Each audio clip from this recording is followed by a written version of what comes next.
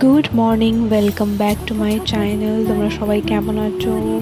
তো আবার একটা ভিডিও আমি নিয়ে আসলাম। দেখতে পাচ্ছ মেয়েকে ঘুম পাড়াচ্ছি, এরপর চা খেতে বসলাম সকালবেলায়। তো ঘুমাচ্ছিল না মেয়ে আসলে।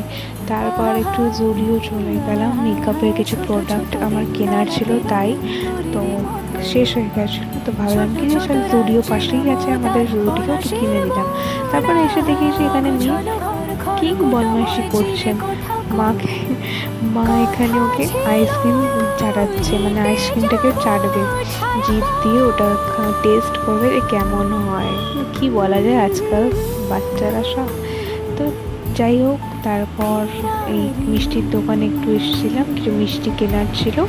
তো কেউ গেস্ট আসবে আমাদের, তাই মিষ্টি একটু কিনলাম। তারপর চলে গেলাম রেস্টুরেন্ট।